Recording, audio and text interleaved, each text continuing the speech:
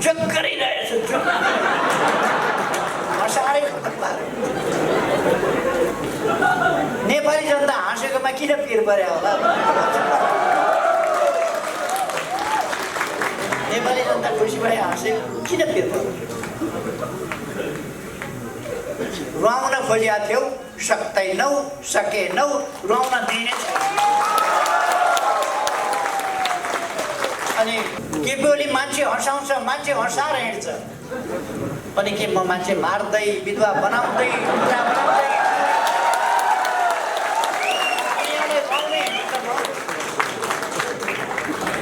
मैले दुनियाँलाई रुवाउँदै हिँडौँ? हँसाउँदै हिँड्छ मान्छेलाई। म देशैको अनुहारमा मुस्कान ल्याउन चाहन्छु। म हाम्रा बालबालिकाको अनुहारमा मुस्कान ल्याउन चाहन्छु। हाम्रा किशोरहरूको, किशोरीहरूको अनुहारमा मुस्कान ल्याउन चाहन्छु। हाम्रा युवाहरूको अनुहारमा मुस्कान ल्याउन चाहन्छु। हाम्रा बाआमाहरूका अनुहारमा मुस्कान ल्याउन चाहन्छु। म कुनै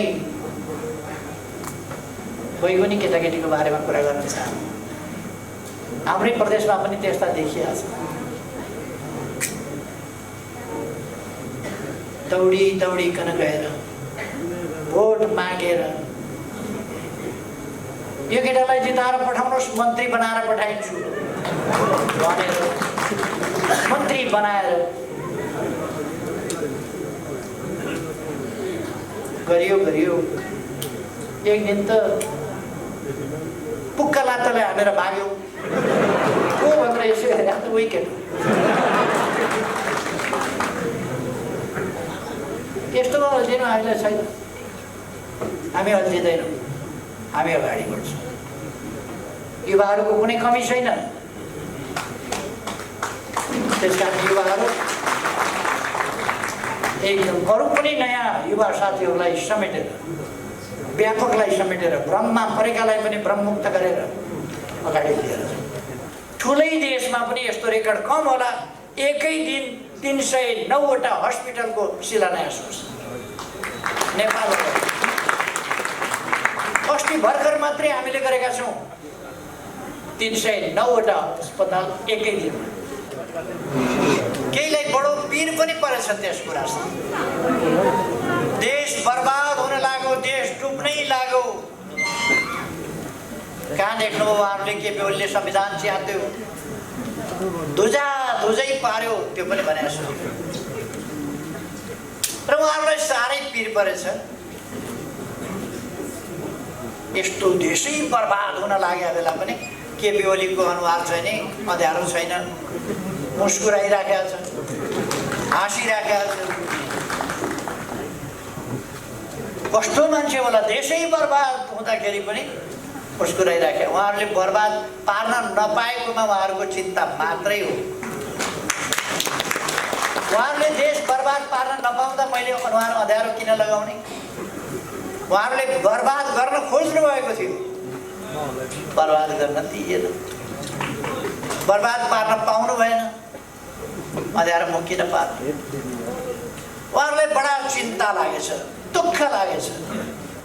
3:30 बजे दर्ता गर्न लगेकोलाई बिहान 10:40मै म कहाँ आएको थियो भनेर कृत्य शनाखत गरेर चल्ने हाम्रो चलन छैन। हामीले मन्त्री परिषदमा निर्णय गर्दा नेपालको संविधान बमोजिम प्रतिनिधि सभा विघटन गर्ने र नयाँ निर्वाचनमा जाने भन्ने निर्णय गर्यौँ। स्वाभाविक हो। त्यसपछि त्यो निर्णय सिफारिस गर्दा प्रधानमन्त्रीले गर्ने हो। वकिलहरूलाई यति थाहा हुनुपर्छ नि,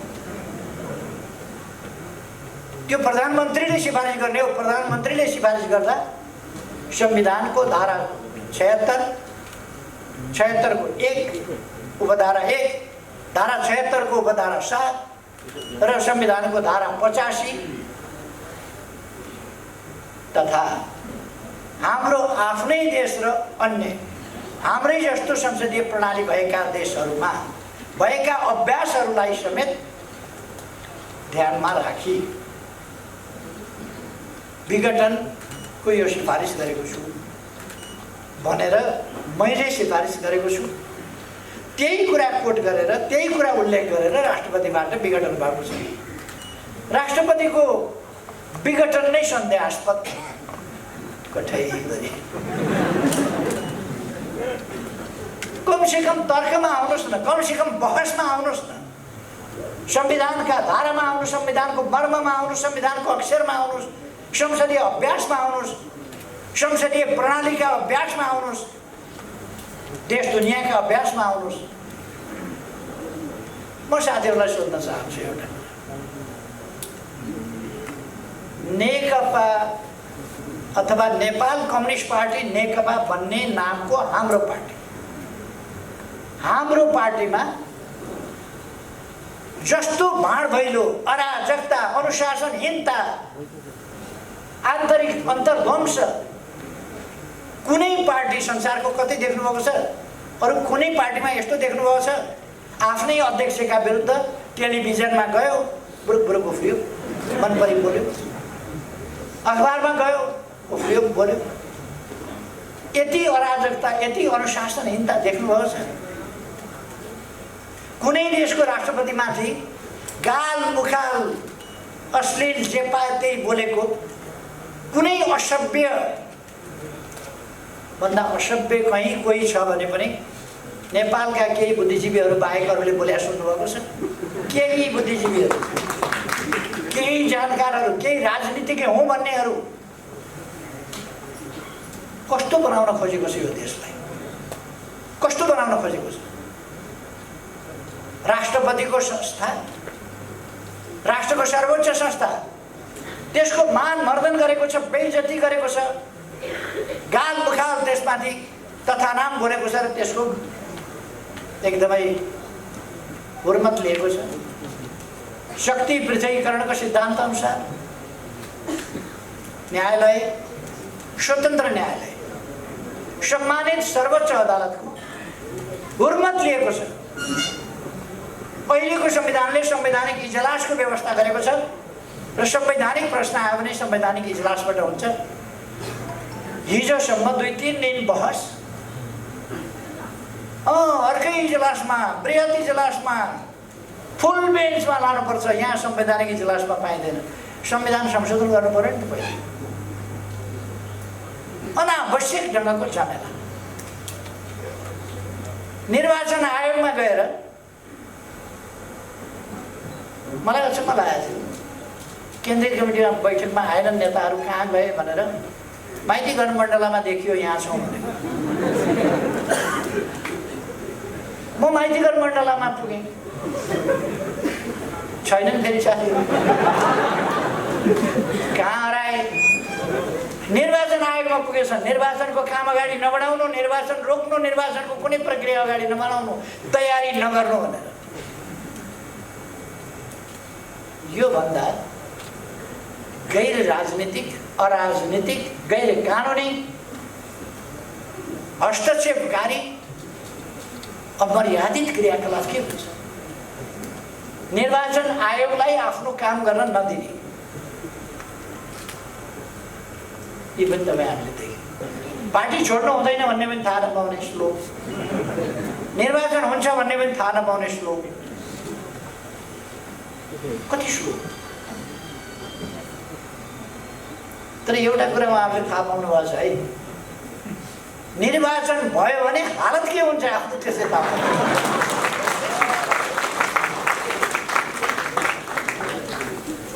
दुई ठाउँबाट चुनाव हार्नुभयो, उहाँ प्रधानमन्त्री हो।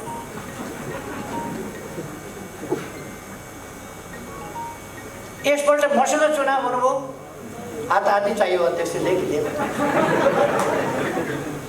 त्यस बेला उहाँले अलिक दम्म भयो, म प्रधानमन्त्री भइसकेँ, म 3 कार्यकाल पार्टी प्रमुख भएर चलाइसकेँ, जाल झेल षड्यन्त्र टिकलमले मान्छेहरूलाई काबुमा राखिसकेका छु सबैलाई, कार्यकर्तालाई भन्ने उहाँलाई भ्रम पर्यो।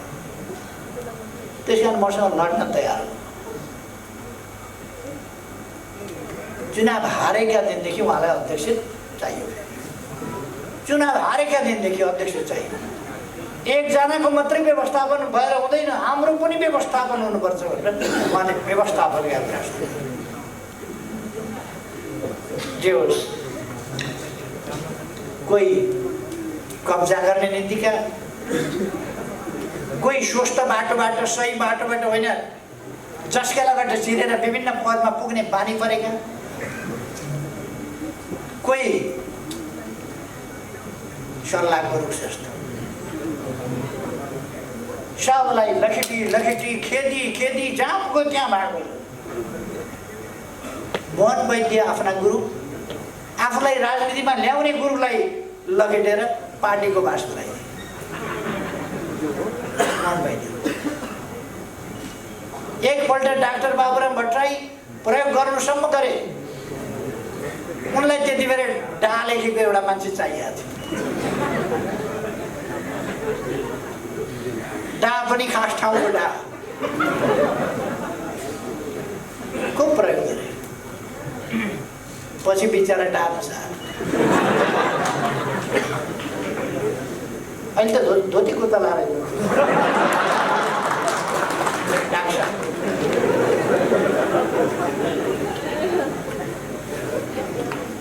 मान्छे झुक्याउन त्यता जानु झुक्याउनका लागि मोहन वैद्यलाई उता फेरि जङ्गल लखेडिदिनु, के उसलाई विप्लवलाई जङ्गलतिर लखेडिदिनु। तै पनि म हारिन। मान्छे हो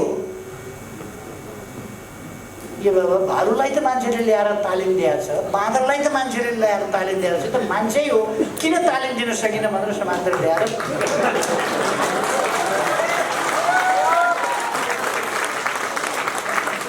गाउँका आला काँचा ठिटाहरू ल्याएर सेनाको तालिम दिन्छ। 9 महिना तालिम दिँदाखेरि ऊ सेना भइसक्छ। प्रहरीको तालिम दिन्छ, प्रहरी भइसक्छ।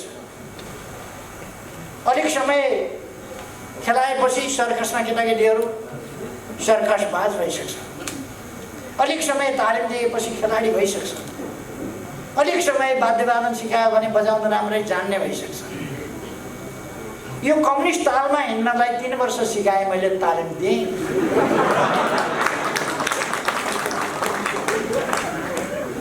म बजाउँछु दुःख, तपाईँलाई ऊ नाच्छ धामेकी जस्तो।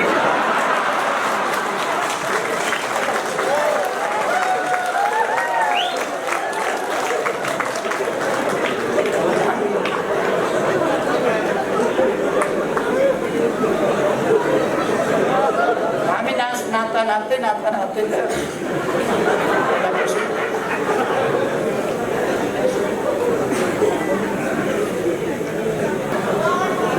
यस कार्यक्रमका अध्यक्ष महोदय, मञ्चमा आसीन नेताज्यूहरू, मन्त्रीज्यूहरू र अरू सम्पूर्ण यहाँ उपस्थित हुनुभएका कमरेडहरू, साथीहरू, दाजुभाइ दिदीबहिनीहरू,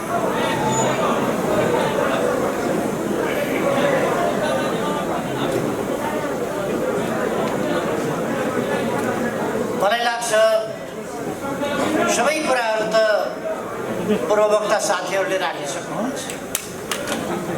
थप धेरै भनिरहनु पर्ने केही कुरा छैन। खालि म प्रदेश नम्बर 1 कै भेला भएको हुनाले अलिक थकित हालतमा भए पनि यहाँ उपस्थित हुन आएको। केही कुराहरू मात्रै भन्छु। देशको परिस्थितिको बारेमा साथीहरूले बताइसक्नु भएको छ। केही मान्छेहरू कोलो मचाएर हिँडेका छन्, हल्ला खल्ला गरेर हिँडेका छन्। केहीलाई बडो पिर पनि परेछ त्यस कुरामा। देश बर्बाद हुन लाग्यो, देश डुब्नै लाग्यो। कहाँ देख्नुभयो उहाँहरूले? केपी ओलीले संविधान च्यात्यो, धुजै पार्यो, त्यो पनि भनेको छु। र उहाँहरूलाई साह्रै पिर परेछ। यस्तो देशै बर्बाद हुन लागेको बेला पनि केपी ओलीको अनुहार छैन, अँध्यारो छैन, मुस्कुराइराखेका छन्, हाँसिराखेका छन्। कस्तो मान्छे होला, देशै बर्बाद हुँदाखेरि पनि उसको रहिराखे। उहाँहरूले बर्बाद पार्न नपाएकोमा उहाँहरूको चिन्ता मात्रै हो। उहाँहरूले देश बर्बाद पार्न नपाउँदा मैले अनुहार अँध्यारो किन लगाउने? उहाँहरूले बर्बाद गर्न खोज्नु भएको थियो, बर्बाद गर्न दिएन, बर्बाद पार्न पाउनु भएन, अँध्यारो मुख किन पार्नु? उहाँहरूलाई बडा चिन्ता लागेछ, दुःख लागेछ। केपी मान्छे हँसाउँछ, मान्छे हँसाएर हिँड्छ, अनि के म मान्छे मार्दै, विधवा बनाउँदै,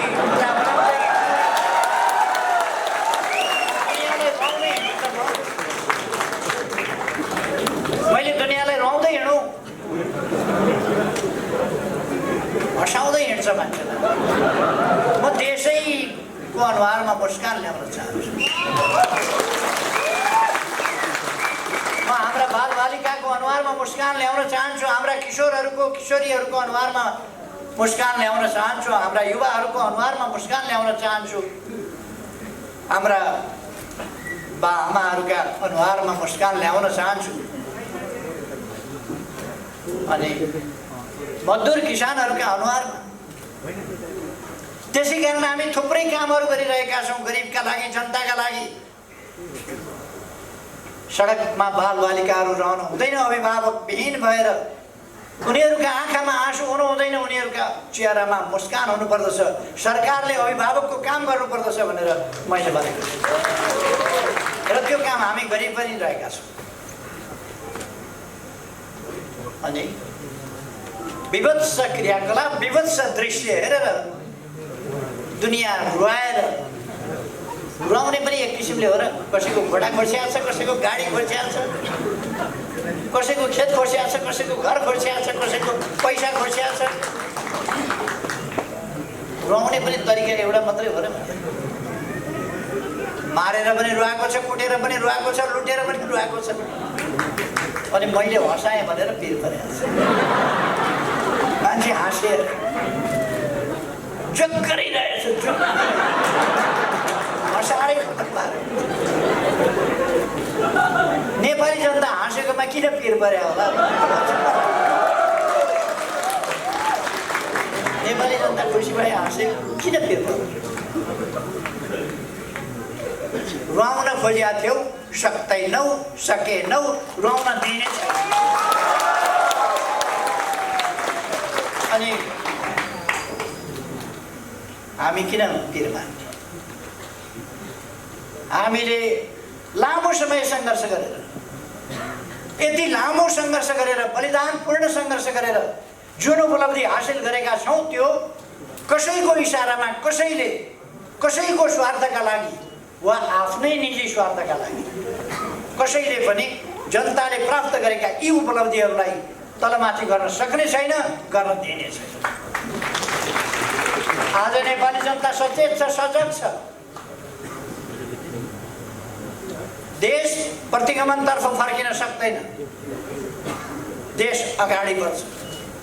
अन्यायतर्फ होइन न्यायतर्फ, अविकासतर्फ होइन विकासतर्फ, अशिक्षातर्फ होइन शिक्षातर्फ देश अगाडि बढ्छ। हिजो मात्रै हामीले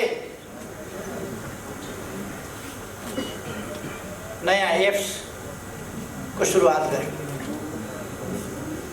नागरिक ऐप।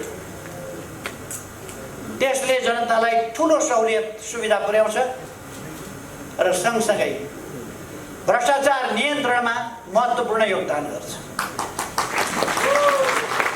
आधुनिक नेपाल, डिजिटल नेपाल निर्माण गर्ने बाटोमा त्यसले हामीलाई अगाडि बढाउँछ। त्यो हिजो मात्रै हामीले सुरु गरेका छौँ। योजना आयोगको विकासका समस्याहरू समाधान गर्ने समिति छ, राष्ट्रिय विकास समस्या समाधान समिति। त्यसको हामी हिजो लामो बैठक गर्यौं। समस्याहरू के छन्? कोभिड-19 को समस्या छ, अरू समस्याहरू छन्। रुलिङ पार्टीभित्र सत्ता सञ्चालन गर्नुपर्ने सत्ताधारी पार्टीभित्र भएको कपटपूर्ण तमासा, त्यस तमासाले पनि व्यवधान गरेको थियो। यस्तो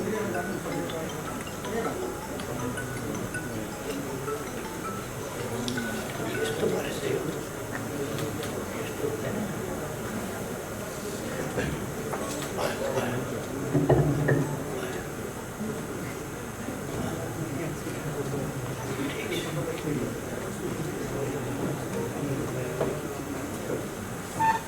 त्यसमा हामीले छलफल गर्यौँ। अब आगामी दिनमा हामी कसरी अगाडि बढ्छौँ। हाम्रो विकासको दर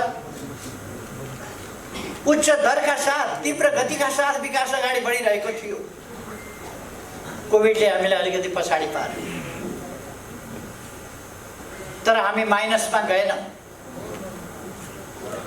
दुनियाँभरि जुन तहको विच्छेद बनायो कोभिड-19ले, हाम्रो जनजीवन वा हाम्रो अर्थतन्त्रलाई त्यस ढङ्गले छेदविच्छेद बनाउन सकेन। तैपनि हामीलाई क्षति, बहुतै ठुलो क्षति पुर्यायो र त्यो ठुलो क्षतिबाट अब हामी बिस्तारै छुटकारा पाउँदैछौँ र अब कोभिडको भ्याक्सिन निकट भविष्यमा आउँदैछ। त्यसपछि हामी कोभिड नियन्त्रण गरेर हाम्रो विकासको गतिलाई अझ ज्यादै तीव्रता दिनेछौँ। 2 वर्ष गत आर्थिक वर्षको फागुन चैत वैशाख जेठ असार यी महिनाहरू कोभिडद्वारा प्रभावित भए। खास गरी चैत वैशाख जेठ असार 4 महिना त लकडाउनमा बित्यो। यसरी हामीलाई कठिनाइको धेरै सामना गर्नु पर्यो। अब हामी त्यसबाट छुटकारा प्राप्त गर्दैछौँ। हाम्रा विकासका प्रयासहरू अहिले पनि थुप्रै विकासका कामहरू अगाडि बढेका छन्। थुप्रै, मैले धेरै केही भनिरहनु पर्ला जस्तो लाग्दैन। साथीहरूले आफ्ना ठाउँमा आफ्ना गाउँमा बाटाघाटाहरू बनेका, खानेपानी पुगेका, बिजुली पुगेको, कृषिको क्षेत्रमा आधुनिकीकरण कसरी गर्ने त्यसको एउटा लहर सिर्जना भएको, नयाँ जागरण, नयाँ अभियान, देश विकासको अगाडि बढेको, यी कुराहरू देख्नु भएको छ। यस्तो प्रतिकूल अवस्थामा पनि हामीले कसरी काम गरेका छौँ साथीहरूले देख्नु भएको छ। सायद ठुलै देशमा पनि यस्तो रेकर्ड कम होला। एकै दिन 309 वटा हस्पिटलको शिलान्यास होस् नेपालमा। अस्ति भर्खर मात्रै हामीले गरेका छौँ 309 वटा अस्पताल एकै दिनमा। यद्यपि 396 वटा गर्ने हाम्रो योजना थियो, तर त्यसमा केही प्राविधिक कारणहरूले त्यसै दिन गर्न सकिएन। तर एकै दिनमा मात्रै पनि हामीले 309 वटा अस्पताल शिलान्यास गर्यौँ। अर्थात् हाम्रो विकासको आकांक्षा र हाम्रो प्रयास असाधारण छ। विकासको हाम्रो चाहना पनि असाधारण छ र हाम्रो प्रयास पनि असाधारण छ।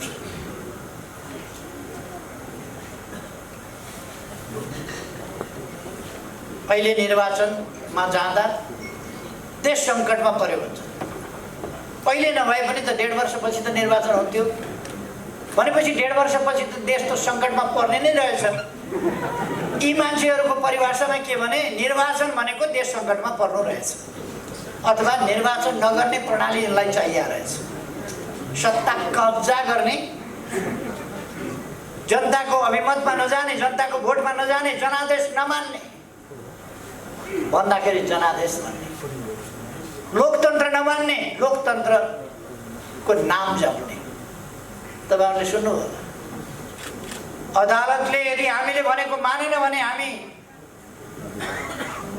जनताद्वारा फैसला गर्छौं, जनता नै सबैभन्दा। ए बाबा, लोकतन्त्रमा जनता त सार्वभौम सत्ता छ, महान छ, तर स्वतन्त्र न्यायालय पनि हुन्छ। लोकतन्त्रमा स्वतन्त्र न्यायालयले स्वतन्त्र ढङ्गले फैसला गर्छ, गर्न पाउनु पर्छ। त्यो लोकतन्त्र हो। जनता सार्वभौम छन् भनेपछि अदालत चाहिँदैन, लोकतन्त्रमा अदालत हुँदैन। जनता सार्वभौम छन् भनेपछि कुनै अड्डा चाहिँदैन, जनता सार्वभौम छन् भनेपछि पार्लियामेन्ट चाहिँदैन, जनता सार्वभौम सत्ता सम्पन्न छन् भनेपछि सरकार चाहिँदैन। लोकतन्त्रका मूल्य मान्यताहरू हुन्छ। जनता सार्वभौम छ, अन्तिम निर्णय अन्तिम फैसला जनताले गर्छ जस्तो आगामी निर्वाचनमा गर्नेवाला छ। निर्वाचन सम्झिएपछि ठहर केही निर्वाचन भन्यो कि जरा सपनामा पनि निन्द्रामा पनि जान्छ। निर्वाचन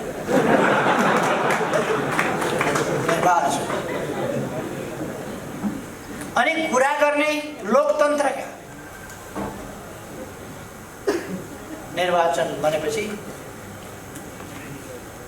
जनतालाई दिएको दुःख, जनताका अगाडि ढाँटेका कुराहरू, जनतालाई दिएका प्रताडना, देशका विरुद्ध गरेका कुकर्महरू सबैको हिसाब किताब जनताले गर्छ भन्ने थाहा छ। त्यसै कारण निर्वाचन भनेपछि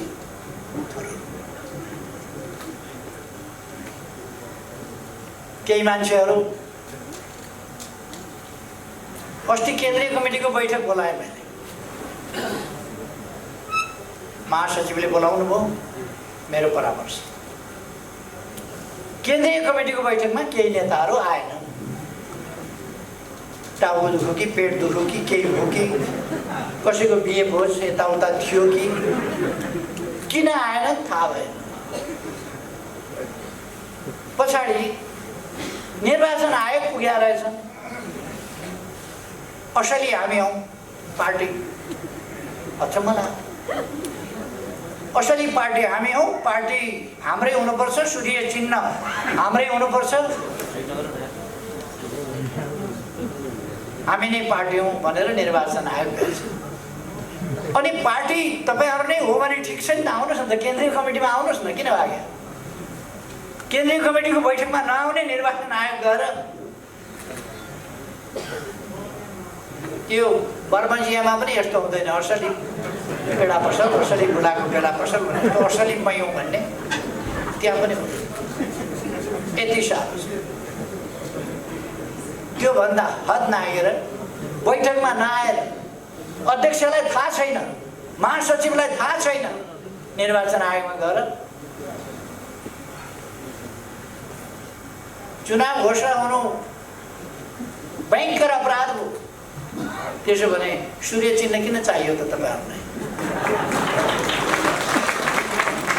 तर सूर्य चिन्ह चाहिँ दाबी गर्न जानुभएछ। सूर्य चिन्ह दाबी गर्न जाने मान्छेको जो एकपल्ट पनि सूर्य चिन्हबाट चुनाव लडेको छैन, उसले सूर्य चिन्ह त मेरो हो भन्नु। एकपल्ट पनि सूर्य चिन्हबाट लडेको। अनि सूर्य चिन्ह हाम्रो हो भनेर हामी दर्ता गरेदेखि अहिलेसम्म त्यसै चिन्हबाट चुनाव लडेका छौँ। त्यो हाम्रो पार्टीको चिन्ह हो।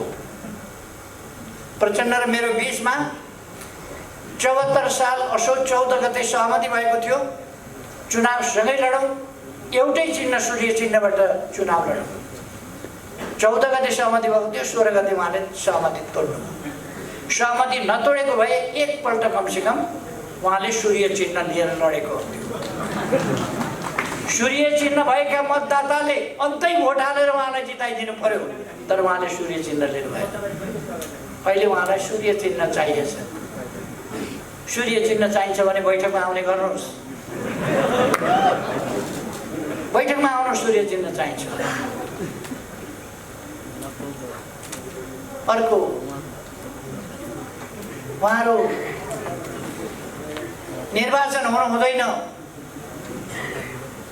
पुरानै संसद पुनस्थापना हुनुपर्छ भनेर अदालत जानुभएछ। उहाँहरूसँग कुनै तर्क रहन्छ? कुनै तर्क छैन। झुट, बेइमानी, फरेबीको सहारा लिएर उहाँहरू त्यहाँ बोल्न जानुहुन्छ। फलानु फलानु फलानु फलानु फलानु न्यायाधीश प्रधानमन्त्री कहाँ भेट्न गए, यति बजेदेखि यति बजेसम्म। यो भन्दा झुट, यो भन्दा बढी ठुलो बेइमानी के हुन्छ? न्याय प्रणालीमाथिको विश्वास जनताको हटाउनका लागि, न्याय प्रणालीमाथिको यो गम्भीर प्रहार योभन्दा घिनलाग्दो कुरा के हुन्छ? उहाँहरू यस कुरालाई प्रमाणित गरेर देखाउन सक्नुहुन्छ? ती नाम गरेका न्यायाधीशजीहरूलाई मैले सायद कहिले भेटेको पनि छैन। यसपल्ट मात्रै होइन, कहिले पनि सायद भेटेको छैन। मैले निर्णय नै गर्दाखेरि पनि सपना प्रधान मैनाललाई मैले भेटेको थिएँ। मैले प्रधान के अरे सर्वोच्चको न्यायाधीश हुनभन्दा अगाडि वकिल भएका बेला भेटेको थिएँ, देखेका थिएँ कुनै कार्यक्रममा। व्यक्तिगत भेटघाट भएको छैन कहिले पनि, कार्यक्रममा देखेको यस्तै कार्यक्रम। अरू न्यायाधीशहरूको नाम लिएको उहाँलाई मैले देखेको पनि छैन, सायद चिनेको पनि छैन। अनि यति बजे आएको भनेर झुट। एउटा पत्रिका जो झुट बोल्ने कर्तव्यको ठेक्का लिएर बसिएको छ। हिजो सर्वोच्च अदालतले खण्डन गरिसक्यो। त्यसमाथि फेरि आज पनि के न्यायाधीशले प्रधानमन्त्रीलाई भेटेकै हो भन्ने प्रश्न चिन्ह राखेर आज पनि समाचार छाप्छ। लाज पनि लाग्नुपर्ने हो। लोकतान्त्रिक संस्थाहरू माथि को हमला।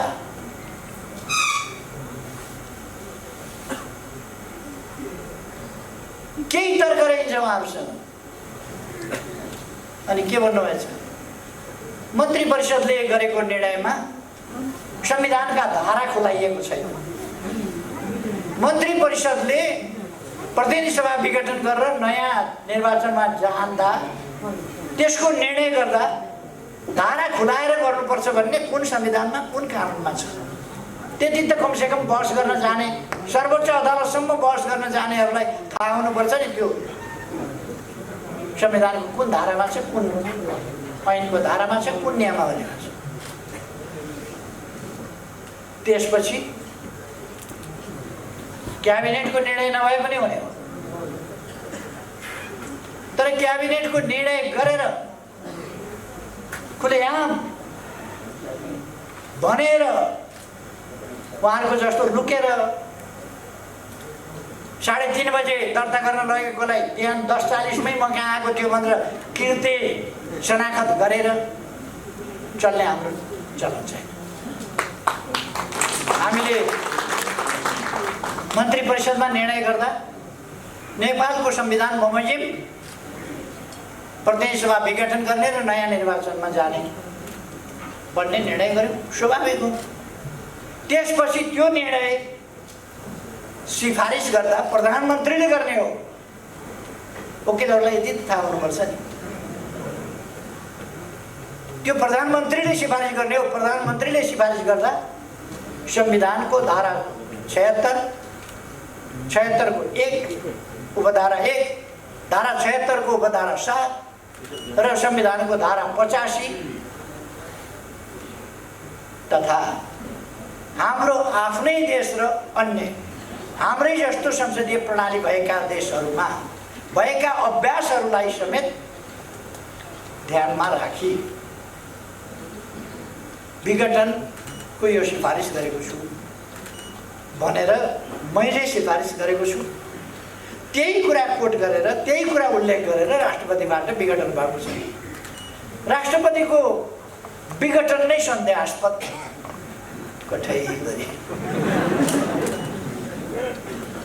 कमसेकम तर्कमा आउनुहोस् न, कमसेकम बहसमा आउनुहोस् न, संविधानका धारामा आउनुहोस्, संविधानको मर्ममा आउनुहोस्, संविधानको अक्षरमा आउनुहोस्, संसदीय अभ्यासमा आउनुहोस्, संसदीय प्रणालीका अभ्यासमा आउनुहोस्, देश दुनियाँका अभ्यासमा आउनुहोस्।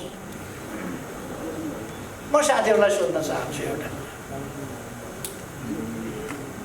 नेकपा अथवा नेपाल कम्युनिस्ट पार्टी नेकपा भन्ने नामको हाम्रो पार्टीमा जस्तो भाँडभैलो, अराजकता, अनुशासनहीनता, आन्तरिक अन्तर्ध्वंस कुनै पार्टी संसारको कतै देख्नुभएको छ? अरू कुनै पार्टीमा यस्तो देख्नुभएको छ? आफ्नै अध्यक्षका विरुद्ध टेलिभिजनमा गयो, बुरुक बुरुक उफ्रियो, मन परि बोल्यो। अखबारमा गयो, उफ्रियो, बोल्यो।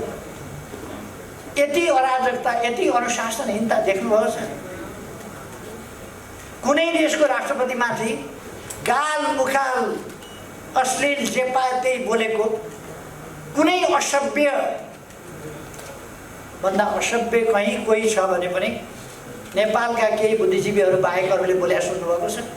केही बुद्धिजीवीहरू, केही जानकारहरू, केही राजनीतिज्ञ हौँ भन्नेहरू कस्तो बनाउन खोजेको छ यो देशलाई? कस्तो बनाउन खोजेको छ? राष्ट्रपतिको संस्था, राष्ट्रको सर्वोच्च संस्था, त्यसको मान मर्दन गरेको छ, बेइज्जती गरेको छ, गाल मुखाल त्यसमाथि तथा नाम बोलेको छ र त्यसको एकदमै हुर्मत लिएको छ।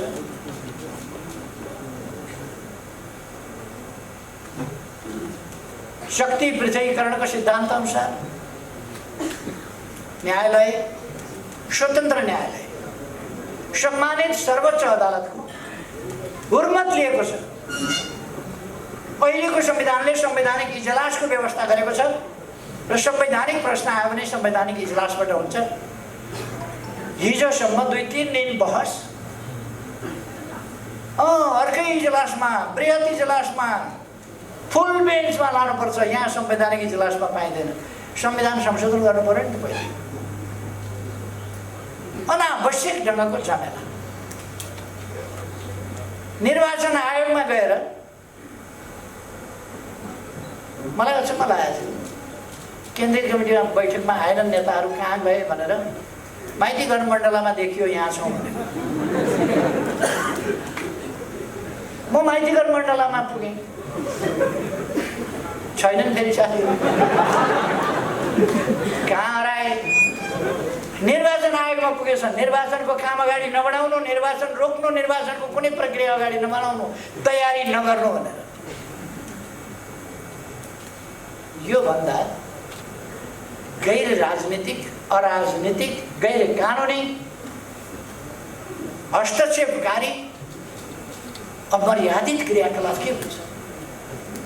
निर्वाचन आयोगलाई आफ्नो काम गर्न नदिने, यी पनि तपाईँहरूले देखे। त्यहाँ पनि टार्सेकै थिए, हामी यहाँ छौँ।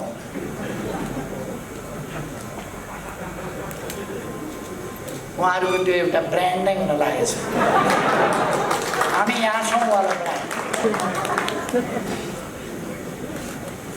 अब नेपाली जनताले उहाँहरू कहाँ हुनुहुन्छ भन्ने कुरा थाहा पाउनलाई र उहाँहरू को हो भन्ने थाहा पाउनलाई हामी यहाँ छौँ छापवाला मान्छे यहाँ आइपुगेछन् है भनेर थाहा पाउँछ। हामी यहाँ छौँ ब्रान्ड, हामी यहाँ छौँ भन्ने छापवाला।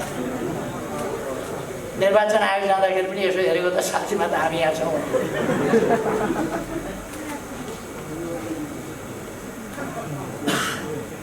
खैर, निर्वाचन आयोगमा गएर निर्वाचनको प्रक्रिया रोक्न, यो निर्वाचन आयोग सधैँ निर्वाचनको तयारीमा हुन्छ। सधैँ जति बेला निर्वाचन जति बेला पनि लाग्न सक्छ। उपनिर्वाचन गर्नुपर्ने हुन्छ, बिचमा निर्वाचन गर्नुपर्ने हुन्छ, जुनसुकै बेला पनि। त्यसकारण आफू, उसको नामै निर्वाचन आयोग, कामै निर्वाचन, त्यसकारण ऊ सधैँ तयार हुन्छ। निर्वाचन घोषणा भइसकेपछि त तोकिएका मितिमा उसले निर्वाचन सम्पन्न गर्नुपर्ने भएको हुनाले ऊ त्यो तोकिएकै मितिमा निर्वाचन सम्पन्न गर्न क्रियाशील भइहाल्छ, मिति तोकिने बित्तिकै। अनि लोकतन्त्रका पक्षधरले संसद विघटन भइसकेका छ, निर्वाचन नगराउनुहोस् भन्छ। कहाँ लान खोजेको देशलाई? आरोपहरूलाई विभिन्न किसिमका लगाउने, तर उहाँहरूले देशलाई लान खोजेको कहाँ? प्रतिनिधि सभा विघटन भइसक्यो, निर्वाचन गर्न हुँदैन भन्नुहुन्छ उहाँहरू। अनि उहाँहरूले दाग लाउने गर्नुभएछ, दाग लाउने गर्नुभएछ। नत्र हामी सडकबाटै यो गर्छौँ त्यो गर्छौँ भनेर।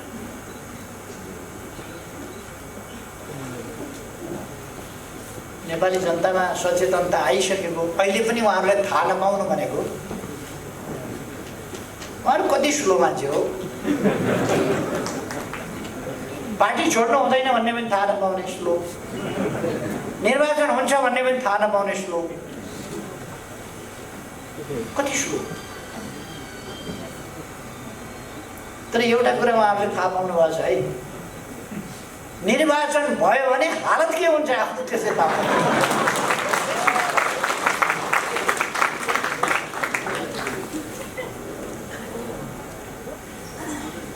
अनि अस्ति मैले केही ठाउँहरूमा भने उहाँहरूले केपी ओलीलाई अध्यक्षबाट निकालिदिउँ, हटाइदिउँ, पार्टीबाटै निकालिदिउँ भनेर के घोषणा गर्नु। अचम्म लाग्छ। प्रथम अध्यक्षलाई हिजो एकता हुँदाखेरि पनि कमसेकम ठुलो पार्टीको अध्यक्षलाई, एकता भएपछि पनि प्रथम अध्यक्षलाई, राजनीतिक हिसाबले पनि अलिक जेठो पुरानै अध्यक्षलाई, उहाँहरू 33 वर्षदेखि हुनुभएको छ हुन त हामी पुराना हौँ भन्नु होला, तर अध्यक्षमा चाहिँ उहाँहरू पुरानो हो। उहाँहरू हेर्नु होला बाँचिन्जेल अध्यक्ष रहनुहुन्छ, 3 जना मात्रै किन रहन्छ। अब अर्को एकजनाले न्यु खोज्नुभयो भने उहाँ पनि अध्यक्ष भएर 3 जना अध्यक्ष उहाँहरू बस्नुहुन्छ। अध्यक्ष चाहिँ बाँचिन्जेल उहाँहरू हुनुहुन्छ, यो चाहिँ ग्यारेन्टी नै भयो। अध्यक्ष छोड्नुहुन्न, जेसुकै छोड्यो भने पार्टी छोड्नुहुन्छ, सरकार छोड्नुहुन्छ, जे जाओस् जाओस्, अध्यक्ष एउटा चाहिँ त्यो चाहिँ छोड्नु। त्यो चाहिँ फेरि उधारो मान्नु नै उहाँहरू नगदा अध्यक्ष एउटा चाहिँ नगदा। त्यसकारण माधव नेपालजी अध्यक्ष हुनुभएछ नगदा नगदी। कसले छानेको अध्यक्ष हुन त उहाँ नछानिकन हुने पानी परेको मान्छे। उहाँ पार्टीको महासचिव हुनुभयो, महाधिवेशन भएबाट होइन, जननेता मदन भण्डारीको निधन भएपछि त्यो मौकामा उहाँ महासचिव हुन्छ। अरू साथी हुन तयार भएनन्, उहाँ हामथाम गरेर तयार। महाधिवेशनबाट छानिएको होइन, 2 ठाउँबाट चुनाव हार्नुभयो, उहाँ प्रधानमन्त्री हुनु।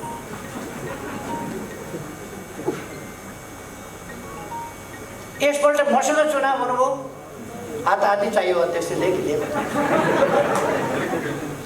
त्यस बेला उहाँले अलिक दम्म भयो, म प्रधानमन्त्री भइसकेँ, म 3 कार्यकाल पार्टी प्रमुख भएर चलाइसकेँ, जहाल झेल षड्यन्त्र टिकडमले मान्छेहरूलाई काबुमा राखिसकेका छु सबैलाई, कार्यकर्तालाई भन्ने उहाँलाई भ्रम पर्यो। त्यस कारण मसँग लड्न तयार हो।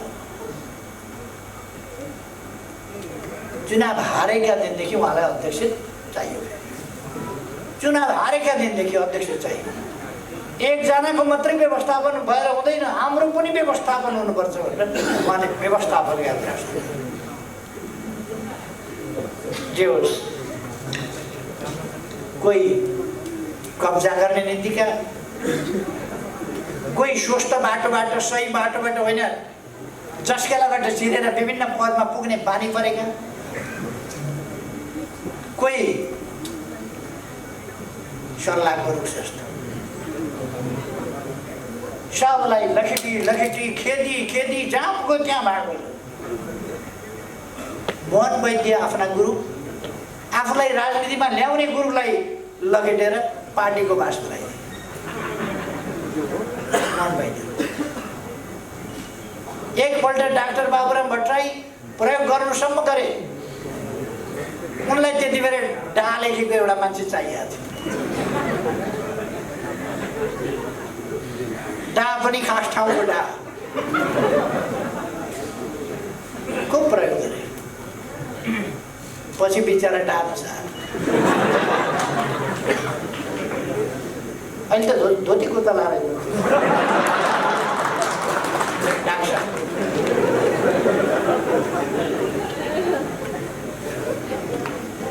मान्छे झुक्याउन त्यता जानु झुक्याउनका लागि मोहन वैद्यलाई उता फेरि जङ्गल लखेडिदिनु के उसलाई विप्लवलाई जङ्गलतिर लखेडिदिनु तै पनि म हारिन मान्छे हो यो बाबा भालुलाई त मान्छेले ल्याएर तालिम दिएको छ बाँदरलाई त मान्छेले ल्याएर तालिम दिएको छ त मान्छे हो किन तालिम दिन सकिन भनेर समाजले ल्याएर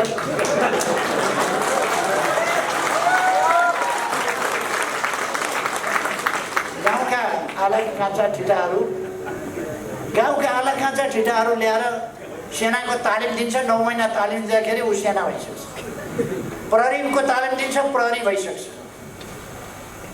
अलिक समय खेलाएपछि सर्कसमा केटाकेटीहरू सर्कस बाज भइसक्छ अलिक समय तालिम दिएपछि खेलाडी भइसक्छ अलिक समय वाद्यवादन सिकायो भने बजाउन राम्रै जान्ने भइसक्छ यो कम्युनिस्ट तालमा हिँड्नलाई 3 वर्ष सिकाएँ मैले तालिम दिएँ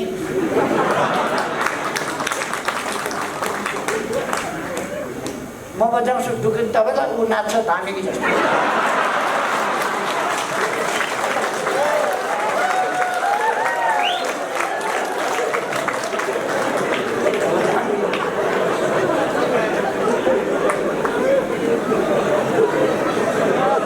हामी नाच्दै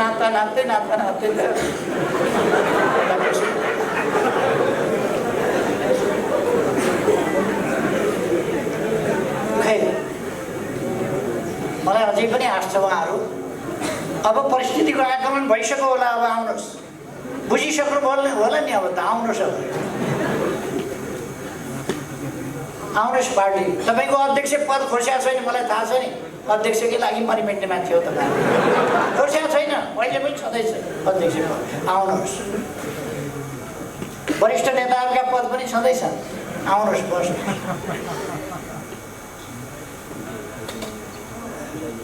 उहाँहरू रन्थनिएर कुद्नुभएको छ कहाँ कुद्नुभएको छ कहाँ कुद्नुभएको छ मन परि बोल्नुभएको छ मुख छाड्नुभएको छ जथाभावी बोल्नुभएको छ यस्तो हुँदाखेरि पनि केपी ओली मुस्कुराउने के भयो चुनाव हुँदैछ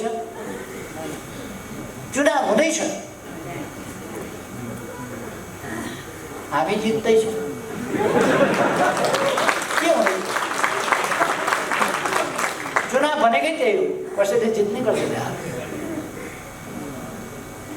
आउनुहोस् पार्टीमा आउनु भने चुनावमा आउनुहोस्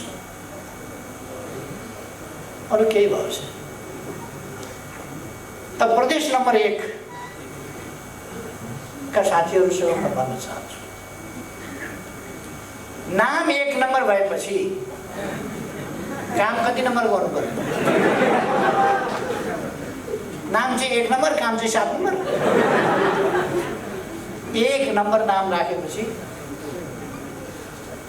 प्रदेश नम्बर 1 ले त नाम फेर्नै मानेको छैन 1 नम्बर हामी छौँ 1 नम्बर यो चुनावमा देखाउनु पर्यो हामी 1 नम्बरै हौँ भनेर देखाउनु पर्यो हाम्रो 1 नम्बरै हौँ भनेर देखाउनु पर्यो त्यहाँ विशुद्ध खालका तत्त्वहरू गलत खालका तत्त्वहरू धोकेबाज तत्त्वहरू त्यस्ता तत्त्वहरूलाई सबक सिकाउने बेला यही हो देशप्रति बेइमानी गर्नेहरूलाई जनताले सबक सिकाउने बेला यही हो वामपन्थी आन्दोलनप्रति बेइमानी गर्नेहरूलाई वामपन्थीहरूले सबक सिकाउनु पर्ने बेला यही हो त्यसकारण म साथीहरूलाई भन्न चाहन्छु तपाईहरू धनबाट छुटेका बाण जस्तो गतिशील हुनुपर्दछ अत्यन्त तीव्र गतिका साथ आफ्नो लक्ष्य भेदन गर्ने त्यो सामर्थ्य बोकेका गतिशील हुनुपर्छ म खास गरी हाम्रा युवाहरूलाई नयाँ पङ्क्तिका भाइ बहिनीहरूलाई भन्न चाहन्छु तपाईँहरू ती मनमा एउटा कुरा बाहिर अर्को कुरो राख्ने यस्ता तत्त्वहरूको भ्रममा कतै नपरी आन्दोलनको रक्षा गर्ने, लोकतन्त्रको रक्षा गर्ने, लोकतन्त्रलाई साँचो अर्थमा कार्यान्वयन गर्दै अगाडि बढाउने काम र विकासलाई, भोलि देशको विकासलाई सुनिश्चित गर्ने काममा तपाईहरु लाग्नु पर्यो, अगाडि बढ्नु पर्यो। म तपाईहरुलाई आग्रह गर्न चाहन्छु। यसको अर्थ युवालाई आग्रह गरौँ, हामीलाई त केही पनि भनेन भन्ने पर्व साझा गर्ने। मैले सबैलाई भने, तर युवाहरू चाहिँ अलिक बढी फुर्तिसाथ दौड्न सक्नुहुन्छ। युवाहरूले बढी गतिसाथ काम गर्नु पर्यो। भ्रम तोडेर, भ्रमबाट मुक्त गराएर दर्शक साथीहरूलाई बाटो बिराउन नदिनुहोस्। कतिपय मान्छेहरू बाटो बिराएका पनि छन्, भ्रममा पारेका छन्। विभिन्न प्रकारका जाली झेलीहरूले त टुना मुना जाल जेल अनेक गर्छन् नि। यो टुना मुनामा पर्दैन भन्नुहोस्। हामीले देश बनाउनु छ, समृद्ध नेपाल बनाउनु छ, सुखी नेपाली बनाउनु छ। त्यो बाटो हामीले समातेका छौँ। त्यस बाटोमा हामी तीव्रताका साथ अगाडि बढेका छौँ। यसलाई थप गति यस निर्वाचनले दिनुपर्छ। निर्वाचनमा यस्तो एउटा जनताको आन्दोलनको आँधीबेहरी सिर्जना गर्नुपर्दछ, तुफान सिर्जना गर्नुपर्दछ, जसबाट हामी सही देशभक्तपूर्ण विचारहरू त्यसलाई अगाडि बढाउन सक्छौँ। देश विकासका कामहरूलाई अगाडि बढाउने विचारहरूलाई रक्षा गर्न सक्छौँ। त्यसै गरेर देश बनाउने शक्तिलाई कमजोर हुन नदिउँ, सुदृढ गरौँ। सुदृढ शक्ति नभइकन देश बनाउन सकिँदैन। तपाईँ हामीले देखेका छौँ के अर्थ हुन्छ विचारको, के अर्थ हुन्छ लिडरसिपको, के अर्थ हुन्छ मजबुत पार्टीको। त्यो तपाईँ हामीले देखेका छौँ। चुनावभन्दा अगाडि कमसेकम हामी तपाईहरुका समक्ष के वितरण गर्नेछौँ भने यसपल्ट दोस्रो पल्ट म प्रधानमन्त्री भएको फागुन 3 गते बाटो कति बनेको थियो देशमा, त्यस यता कति बन्यो, कतिका दरले वर्षमा बन्ने गरेको थियो त्यति बेला, अहिले दिनमा कति बन्ने गरेको छ। म वर्षको हिसाब गर्दिन, दिनको। अहिले जनसङ्ख्या कति जनसङ्ख्याले बिजुली पायो, त्यस बेलासम्म कतिले पाएको थियो, कतिले बिजुली पायो, कति कहाँ खाने पानी पुग्यो, यातायात सुविधा कहाँ पुग्यो, कहाँ अस्पताल बने, कहाँ शिक्षालय बने, कहाँ के बने, भूकम्पबाट पुनर्निर्माण कति भयो यस बीचमा। यी सबै कुरा तुलनात्मक रूपमा तपाईहरु समक्ष ल्याइनेछ। त्यसकारण म साथीहरूलाई आग्रह गर्न चाहन्छु, कुनै पनि किसिमको भ्रममा नपरेर दृढतापूर्वक अगाडि बढौँ, भ्रमलाई तोडेर अगाडि बढौँ। हाम्रा उद्देश्यहरू, महान उद्देश्यहरू, हाम्रो देशभक्ति, हाम्रो राष्ट्रभाव, हाम्रो राष्ट्रिय स्वाभिमान, हाम्रो विकासको नीति, हाम्रो प्रतिबद्धता, हामीले गरेका काम त्यसअनुसार, हाम्रा उपलब्धिहरू र अब हामी के गर्न चाहन्छौँ भन्ने कुरा सविस्तार ठिक ढङ्गले लिएर जनताका बीचमा जाउँ। म साथीहरूलाई आग्रह गर्न चाहन्छु।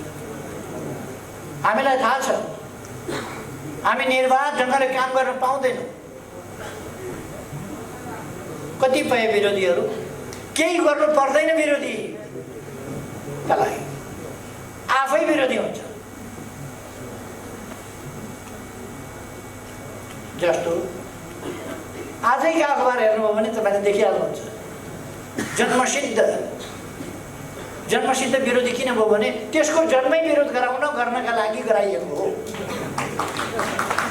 जन्मै भएको गराइएको त्यही विरोध गर्नका लागि। त्यस कारण उसले त आफ्नो काम कर्तव्य त पालना गर्नै पर्यो। उसले देशलाई भन्दा आफ्नो स्वार्थलाई माथि देख्ला। तर हामीले आफ्नो स्वार्थ होइन देशको स्वार्थलाई अगाडि राख्नुपर्छ र त्यस्ता कुनै पनि प्रकारका तत्त्वहरूसँग हस्किनु। खै मैले धेरै समय नलिउँ। मैले अघि नै भने म अलिक धेरै नै थकित हालतमा पनि छु। मैले विश्वास लिएको छु यसपल्ट साथीहरूले यस्तो सक्रियता देखाउनुहुनेछ, यस्तो एकता देखाउनुहुनेछ, यस्तो गतिशीलता देखाउनुहुनेछ जसबाट प्रदेश नम्बर 1 कै रूपमा उदाउँदैछ।